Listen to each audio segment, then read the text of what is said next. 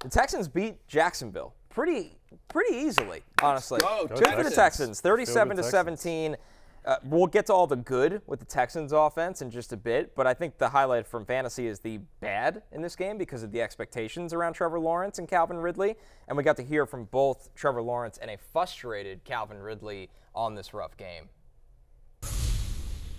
It's frustrating that this is a team that has played together a lot, has won a lot of big games, has played great down the stretch of last season, and to not click so far is definitely frustrating. And but we have the right guys, and there's the locker room is tight.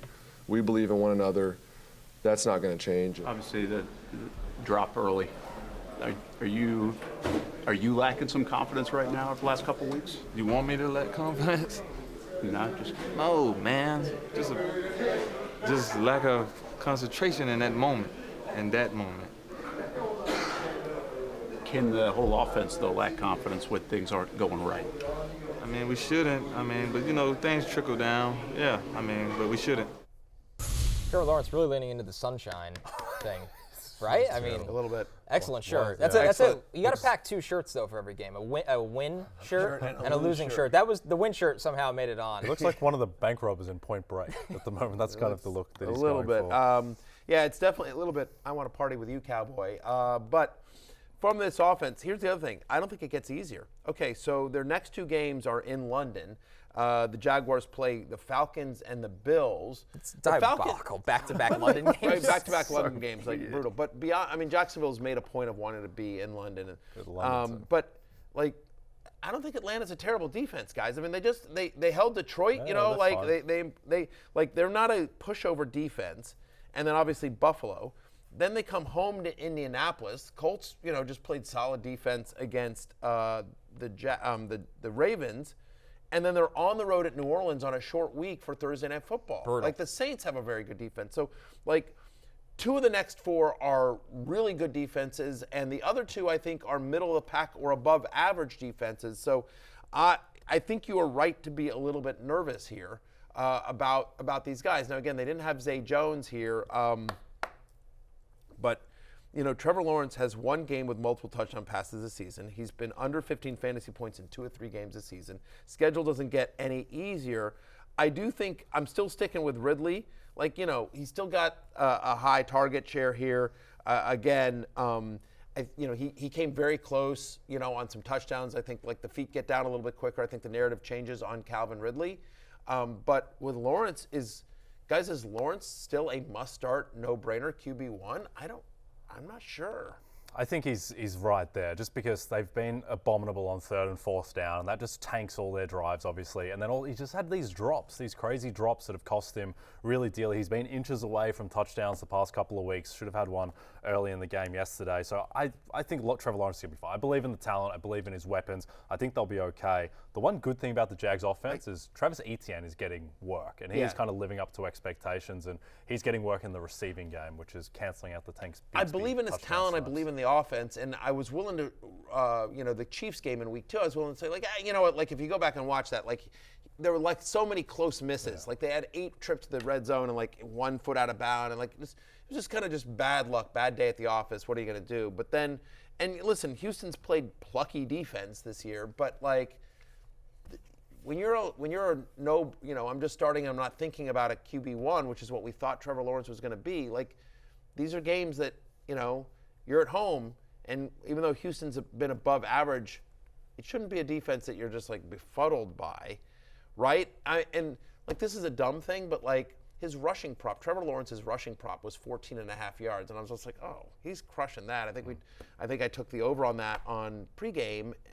He didn't. He's not running. He's not running. That's the other thing too, and not that you expect him to be Lamar Jackson, but you'd expect him to get 20 yards, and I don't know. Yeah, we'll see. I still believe in the talent with Trevor Lawrence. I think he'll be okay in a bad division, but not great to start. No, not great. Go ahead. The surprise is the Texans' offense to me. This group deserves, the spotlight we're going to give them here. Barry, you said for weeks and months that Tank Dell was going to be a thing in fantasy. It's week 3. He goes 5 catches on 7 targets, 145 yards and a touchdown. Tank Dell is a big-time player in terms of the explosive playability. And C.J. Stroud, his best game of his young pro career, very, very efficient, 20 of 32 touchdowns. I mean, the Texans are ahead of where they're supposed to be on offense in my eyes. Coaching staff has done an absolutely phenomenal job here, and you were absolutely right about Tank Dell. I mean, I kept saying it in the preseason, like, Tank Dell is going to be a thing this year, and that time is now. Now, back-to-back weeks where he has led the team in targets. 17 targets his last 2 games, 12 for 217 and 2 touchdowns. In week 3, he had an 84% route participation. Again, he is the future there, not Robert Woods. Noah Brown's injured. Like, Tank Dell's not coming back off the field. I still believe in Nico Collins, a bit of a quiet game for him, but, like, to me, that's the future is Nico Collins and Tank Dell. And to your point about C.J. Stroud, we'll talk about more about him tomorrow on the Waiver Wire Show because it's a good fantasy performance from C.J. Stroud. He has looked good. We've talked about this NFL-wise through 3 weeks. It's a defense we think they're going to have to throw, especially given the fact that they have a banged-up offensive line. Hopefully they start getting some health back there. But, like, they're going to have to throw, and it's clear that this offense, this coaching staff has confidence in C.J. Stroud to keep throwing. Yep, agreed. And to me, the most important stat for the Texans offense is that Stroud dropped back 33 times yesterday, didn't get sacked once after getting sacked 11 times in the first 2 weeks. I wasn't sure that was possible, but the fact that he was able to navigate pressure that way, I mean, what have you seen from Stroud so far, Connor? I just think he looks in control. You know, they hire Bobby Slowick. He comes over from San Francisco with D'Amico Ryans, and it's a lot of quick game. It's a lot of not half-field reads, but he looks like he's seeing the field well, and he's always been accurate. Reads. He's calm in the pocket. Exactly, as well, he's very composed. He's always had good feel, and he's always been accurate. But the fact he's seeing the field matches so well with those things, and they have some explosive playmakers now they haven't had in a long time. No, that's factually correct, and we'll talk again tomorrow on the Waiver Wire Show about where. But Tank Dell obviously needs to be. You know, if you've been watching the show and you don't have Tank Dell, it's your own fault because Lord knows we've talked him up a ton. But we'll talk about where like. To me, I'd rather Tank Dell than Josh Palmer, of the 2 guys we've talked about today at wide receiver. Yep.